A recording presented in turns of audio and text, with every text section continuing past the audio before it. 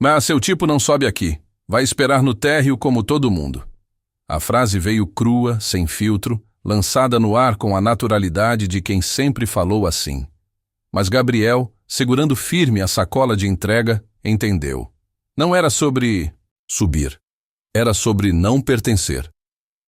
O hall do prédio tinha cheiro de limpeza exagerada, mármore branco, ar-condicionado no máximo e um espelho que refletia não só seu rosto cansado, mas toda a desigualdade entre o que ele era e o que deveria ser para estar ali. O morador ajeitou o relógio no pulso e repetiu mais alto. Não é permitido subir. Entregador da sua cor não entra nos andares. Medida de segurança. Gabriel tinha 27 anos, morava a 1 hora dali e sustentava a mãe com o dinheiro das entregas. Na mochila havia uma marmita quente. No peito, uma raiva ainda quente. Mas o olhar dele, sempre calmo, sempre controlado. Era o tipo de calma que só quem já engoliu muita humilhação desenvolve. Tem gente que carrega comida nas costas e preconceito no caminho. Foi impossível não lembrar da escola. Do dia em que ele se ofereceu para apresentar o trabalho na frente da turma e uma menina comentou baixo: "Ai, lá vem o entregador de lanche." E riram, como se isso fosse sinônimo de fracasso. Como se a farda do esforço fosse motivo de piada. Gabriel segurou a resposta na garganta. Ele podia falar. Podia dizer o que pensava. Podia até largar a comida e ir embora. Mas o rosto da mãe veio à mente. A receita do remédio, a conta de luz. Então ele apenas esticou o braço. "Seu pedido, senhor." O porteiro assistia tudo do balcão. Fingia ler um papel qualquer. Uma senhora dentro do elevador apertava o botão com mais força do que o necessário. Havia 3 câmeras no saguão, mas nenhuma coragem. Silêncio. O tipo de silêncio que diz: "Já vi isso antes, mas não é comigo." Na lateral do hall, próximo ao painel de plantas decorativas, um homem observava. Terno escuro, pele negra, postura reta. Era o tipo de presença que não precisava se impor. Ela simplesmente existia. E bastava. O homem deu um passo à frente. Colocou uma das mãos no bolso e falou com calma, sem gritar, sem hesitar. "Com licença, esse rapaz entrou aqui porque eu autorizei. Aliás, não só autorizei, eu exigi que ele fosse respeitado." O morador se virou confuso. "Perdão, senhor. Eu não tinha percebido sua presença." Você nunca percebe. Até ser tarde demais." Gabriel olhou para o homem com estranheza. Não o conhecia, mas havia algo naquele olhar. Como se ele também já tivesse sido tratado como invisível e se recusasse a permitir que outros fossem. O homem se aproximou de Gabriel e disse: "Quando você sair, me espere ali fora. Preciso conversar com você. Tem algo que pode mudar seu futuro." Ele então virou para o morador, colocou a mão no ombro dele e o encarou. "Agora, você vai pensar bem antes de achar que sabe quem é pequeno neste lugar." Gabriel saiu pela porta de vidro com o corpo tenso, mas a alma confusa. As palavras do homem de terno ainda ecoavam na mente como um código que ele não sabia decifrar. "Preciso conversar com você. Tem algo que pode mudar seu futuro." No fundo, ele achava que seria mais uma história mal contada. Talvez o cara quisesse dar um sermão ou fazer um post antirracista no Instagram para ganhar likes. Mas havia algo naquele olhar. Um detalhe difícil de ignorar. No caminho de volta até a moto, Gabriel lembrou de quando o pai foi preso por engano. Um vizinho acusou. A polícia entrou. E o pai foi algemado na frente dele, mesmo sem nenhum histórico. A farda da PM não pedia licença quando se tratava de cor. Talvez por isso Gabriel tinha dificuldade em confiar em qualquer figura de poder. Do lado de fora do prédio, o sol já escorria pelas ruas. Alguns moradores saíam com seus cães, fingindo não ver o que tinham escutado minutos antes. A cidade voltava a girar, como se nada tivesse acontecido. Mas para Gabriel, tinha acontecido. E ele sabia que algo ia mudar, só não sabia como. O homem de terno surgiu ao seu lado sem pressa, como quem respeita o tempo do outro. Estendeu a mão. "Meu nome é Alfredo, mas pode me chamar de Juiz Alfredo." Trabalho na Justiça Federal há mais de 30 anos. Gabriel arregalou os olhos. Juiz? Nunca tinha apertado a mão de um juiz antes, muito menos de um negro, de terno sob medida, que se posicionava com tanta tranquilidade. Era como se estivesse diante de uma versão possível de si mesmo, mas em um espelho que ele nunca acreditou que existia. Vi tudo o que aconteceu ali dentro, e não foi a primeira vez. Aquele prédio está sendo monitorado por denúncias de discriminação. E o que você viveu é exatamente o que precisamos. Tornar público. Gabriel não sabia o que dizer. Parte dele queria virar as costas, seguir a próxima entrega. Fingir que nada doeu, que nada feriu. Porque é mais fácil viver fingindo que tudo bem, do que lutar e perder. Mas a outra parte, aquela que doía quieta desde criança, estava cansada de engolir. E o que o senhor quer que eu faça? Perguntou Gabriel, segurando firme o capacete com as duas mãos. O juiz sorriu de lado. Quero te ouvir. Quero que você conte o que sentiu. Quero que você entre comigo, hoje à noite, em uma audiência pública sobre preconceito em ambientes privados. E quero que você diga exatamente isso. O senhor não deixou que eu subisse. E o que vai mudar? Você não faz ideia do quanto essa frase pode virar jurisprudência. Às vezes, tudo o que um sistema precisa para começar a cair é de uma voz que nunca foi ouvida. No alto do prédio, o morador racista espiava da sacada. Achava que estava distante, mas estava sendo observado.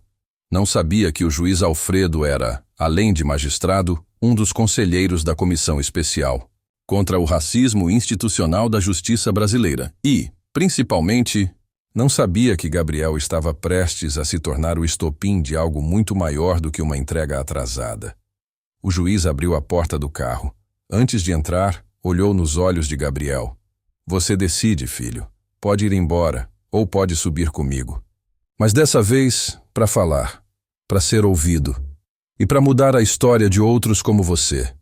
Gabriel olhou para o capacete, e pela primeira vez, viu coragem refletida na viseira. O carro preto cortava a avenida com suavidade. Gabriel olhava pela janela, mas não via os prédios passando. Na cabeça, ainda ecoavam as palavras do juiz. Você pode ir embora, ou subir comigo. Ele escolheu subir, mas não para entregar comida. Dessa vez, ele carregava outra coisa. A própria voz. Gabriel nunca imaginou estar num carro executivo, ao lado de um juiz federal. O estofado cheirava a couro novo. O som interno tocava jazz instrumental. Mas a música não alcançava o peito dele. Ali dentro, o silêncio era mais barulhento que tudo. Cada rua que cruzavam parecia um retrato invertido da vida dele. Homens de terno, mulheres de salto, fachadas de vidro fumê. Era como se ele tivesse invadido um outro mundo e fosse descoberto a qualquer momento. Você está bem? Perguntou o juiz. Gabriel assentiu com a cabeça, mas o olhar não sustentou. Senhor, já me expulsaram de loja. Como assim? Loja de celular. Eu estava com fone, capacete na mão. Disseram que era protocolo não deixar entrar. Mas logo depois vi 2 entregadores brancos entrando. E você falou algo? Não. Eu fui embora. Por quê? Porque eu achei que se eu falasse, eu ia confirmar o que eles já pensavam de mim. O juiz respirou fundo. Fechou os olhos.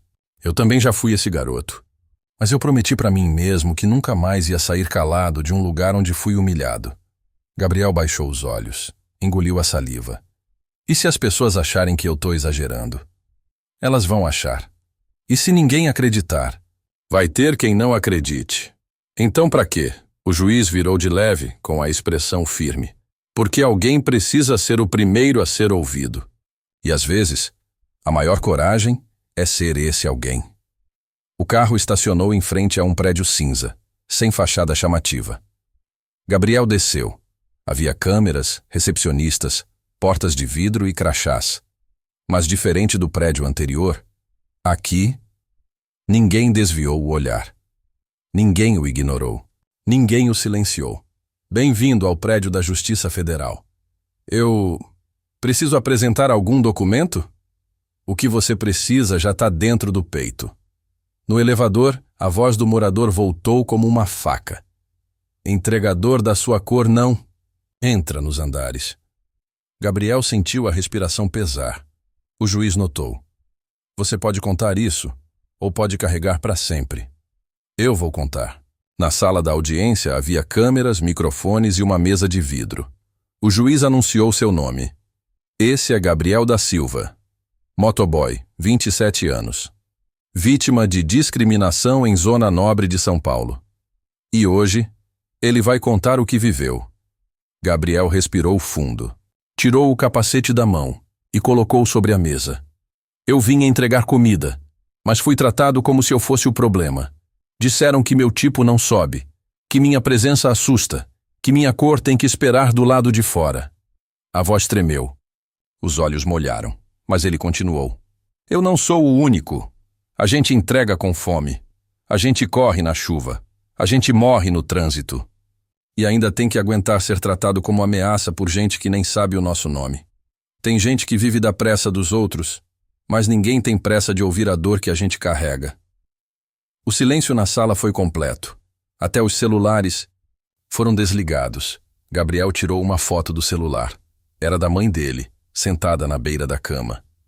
Eu entrego para sustentar ela. E todo dia, antes de sair, ela me diz: volta inteiro, meu filho, e não discute com ninguém. O juiz olhou. Em volta. E é por isso que a gente está aqui. Para que um dia nenhuma mãe precise mandar esse tipo de recado. No fim da audiência, Gabriel recebeu um envelope. Dentro, um convite formal. Projeto Federal de Combate à Discriminação em Espaços Privados. Assinado, Alfredo Matos, juiz. Federal. Conselheiro da Comissão Nacional de Justiça Social. Você aceita ser nosso porta-voz? Gabriel não respondeu de imediato. Apenas fechou o envelope e olhou para o capacete sobre a mesa. Dessa vez, não era só equipamento de trabalho. Era símbolo de luta. Gabriel nunca pensou em ser porta-voz de nada. Ele queria apenas trabalhar em paz, entregar, receber, voltar para casa sem ser insultado. Mas a vida parecia ter outros planos, e agora seu nome estava em um convite oficial, da Justiça Federal. O envelope dormia ao lado da cama. Ele acordava e olhava. Dormia e sonhava com as palavras do juiz. Você tem algo que milhares não têm: a chance de ser ouvido. Na rua, nada mudara. As buzinas, os buracos, a gasolina cara, a hostilidade. Mas dentro dele, algo era diferente. Como se pela primeira vez, o silêncio que sempre engolia estivesse sendo digerido de volta. Lembrou do dia em que o pai não conseguiu emprego porque tinha aparência agressiva. Lembrou da tia, doméstica, que era chamada de colaboradora invisível. Lembrou das palavras da mãe, que sempre dizia: seja 2 vezes melhor, porque pra gente, ser bom não basta. O juiz Alfredo ligou no dia seguinte. Gabriel, vamos fazer uma série de encontros com outros entregadores, pessoas como você. E o que eu faço? Fala, sente, representa. Eu nunca falei em público. Então começa agora. A sua história já fala por si. Gabriel quase recusou. Achava que não estava pronto, que não era inteligente o bastante. Mas quando viu a cara da mãe, assistindo a matéria do jornal na TV, ele entendeu. Ela sorria, com um orgulho que nem as dívidas conseguiam apagar. Na reunião com os entregadores, Gabriel tirou o capacete, olhou ao redor e disse: eu não sou melhor que ninguém aqui, mas hoje eu posso falar. E cada vez que eu falar, vai ter um de vocês falando comigo. Muitos não sabiam como reagir. Tinham medo. Desconfiavam. Já tinham ouvido promessas demais, reportagens demais. Mas alguma coisa na postura de Gabriel não parecia marketing.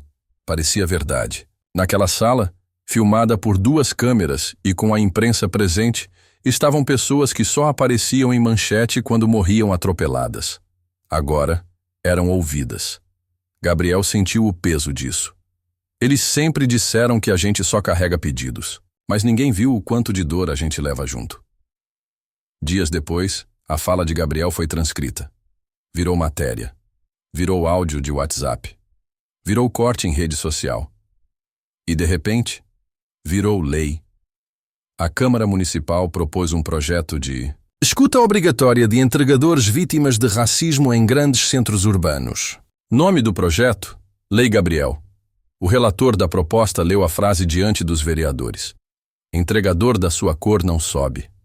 O silêncio foi absoluto, e então a votação foi aberta. Naquela noite, Gabriel voltou para casa com o capacete, no colo. Estava sujo, arranhado, como sempre. Mas agora, era mais que um acessório. Era símbolo de resistência. Ao chegar, encontrou a mãe na cozinha. Ela o olhou com os olhos cheios. Filho. Sim, mãe. Eu posso dizer uma coisa? Pode. Hoje você entregou algo que não cabia numa sacola. O quê? Ela sorriu, encostando a mão no peito dele. Respeito. No 14º andar do prédio onde tudo começou, o clima era de tensão. O síndico do condomínio havia sido alertado. O morador que ofendeu Gabriel, senhor Ramiro Albuquerque, estava prestes a receber uma notificação formal, por racismo. Ramiro era empresário do setor imobiliário, influente, rígido, mas naquele momento, frágil. Os vizinhos fingiam não saber o que havia acontecido. No grupo de WhatsApp do prédio, o assunto entregador foi silenciado. Mas bastava cruzar com Ramiro no elevador para o silêncio falar mais do que qualquer palavra. Entregador da sua cor não entra nos andares. Essa frase estava na denúncia, estava nas redes, estava no ar. E Ramiro começava a sentir o peso de algo que nunca acreditou que teria consequência. Enquanto isso, Gabriel seguia com a rotina. Acordava cedo, fazia entrega, passava no hospital da mãe, voltava para o trabalho. A diferença é que agora olhavam para ele diferente, alguns com respeito, outros com estranheza, e outros, os piores, com culpa disfarçada de silêncio. Ele não queria ser famoso, queria paz. Eu não pedi palco, eu pedi respeito. Disse numa entrevista rápida para um podcast, mas o palco havia chegado. E com ele, o juiz, Alfredo, que agora era mais do que conselheiro, era mentor. Gabriel, você recebeu um convite para participar de um evento internacional. O tema: Racismo e Justiça no século XXI. Internacional? Sim, e será em Genebra, na sede da ONU. Gabriel ficou mudo. Na barbearia onde estava sentado, todos pararam. O barbeiro, com a navalha na mão, congelou. Mano, você vai falar lá fora? Gabriel só ria, incrédulo, mas rindo. Tem gente que passa a vida inteira calado, até que a verdade resolve falar por ele. Na noite anterior à viagem, Gabriel foi até o quarto da mãe. Ela dormia. Ele segurou a mão dela e lembrou da infância. Do dia em que ela voltou chorando porque não deixaram ela ver o apartamento num prédio de luxo. Disseram que já estava alugado. Mas ele viu o anúncio no dia seguinte, colado na porta. Agora, era o filho dela quem ia falar para o mundo sobre portas fechadas. No aeroporto, Gabriel carregava pouca bagagem, uma muda de roupa, uma bíblia velha da mãe e o capacete. Ele não conseguia deixar o capacete. Era como se estivesse levando junto o símbolo de tudo que viveu. Enquanto isso, Ramiro Albuquerque recebia a notificação oficial. O senhor está sendo indiciado por crime de injúria racial, conforme vídeo anexado à denúncia. Eu fui gravado? Sim. E mais, a gravação foi exibida na Justiça Federal e anexada ao processo, a pedido de retratação pública e indenização por dano moral coletivo. Ramiro empalideceu. Ele não sabia que o entregador do hall seria ouvido na ONU. A sede da ONU em Genebra era diferente de tudo que Gabriel já havia visto. Salas com intérpretes, bandeiras de todos os países, pessoas de todos os tons.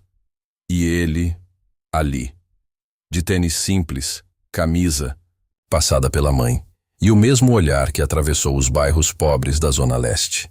Gabriel não falava outros idiomas, mas as lágrimas, Os silêncios e a firmeza da sua história não precisavam de tradução. Foi anunciado como jovem brasileiro, representante da nova justiça racial urbana. E quando subiu ao púlpito, viu rostos atentos, que nunca o encarariam se ele estivesse com a mochila de entrega nas costas. Agora, ele estava ali, sem uniforme, mas com voz. Meu nome é Gabriel, tenho 27 anos, sou motoboy, mas sou mais do que isso. Eu sou o filho da mulher que foi impedida de visitar um apartamento por causa da pele. Sou o garoto que ouviu que, da minha cor, ninguém sobe. E hoje, eu estou aqui. Não porque alguém me deixou subir, mas porque eu escolhi não descer mais. Quando a voz de quem sofre encontra um microfone, o mundo inteiro escuta, mesmo quem finge não ouvir. Após sua fala, o juiz Alfredo subiu no palco, não para discursar, mas para aplaudir. E quando fez isso, todos o seguiram. Gabriel sentia o corpo tremer. Mas não era medo, era coragem ativa. No Brasil, a imprensa já noticiava. Nas redes, o vídeo viralizava. No prédio onde tudo começou, os funcionários assistiam em segredo. E um deles chorava. Era o mesmo porteiro que calou naquele dia. Gabriel encerrou dizendo: "Eu não pedi nada além de respeito. E ninguém deve pedir respeito. Respeito se entrega. Hoje eu devolvo uma entrega para todos os que nunca foram ouvidos." Na volta, Gabriel foi até o mesmo prédio, vestiu a farda, entrou com o capacete na mão e deixou na portaria um envelope. Dentro, um QR Code com sua fala na ONU e um bilhete. "Essa é minha entrega final neste endereço. Agora vocês que precisam subir." O síndico leu. O porteiro ficou imóvel. O morador racista Ramiro não saiu de casa naquele dia. E quando Gabriel subiu na moto, alguém bateu no ombro. Era uma criança negra, de uniforme escolar. "Tio, foi você que falou lá fora?" "Fui, por quê?" "Porque agora eu sei que eu posso falar também." Gabriel sorriu. "Então fala, que eu vou ouvir." E partiu. Essa foi mais uma história verdadeira do canal Lições de Vida. E se você chegou até aqui, é porque sabe, o racismo existe, dói e precisa ser combatido, com voz, com coragem e com justiça. Esse canal existe para isso, para contar histórias que o mundo real ignora, para mostrar que ninguém merece ser julgado pela cor da pele e que quando alguém finalmente é ouvido, todo um sistema começa a desmoronar. Se essa história te tocou, deixa seu like, se inscreve. E comenta aqui embaixo o que mais te emocionou. E agora, clica nesse próximo vídeo que está aparecendo aí na tela. A história que vem a seguir é ainda mais forte. E você não vai acreditar em quem aparece no final.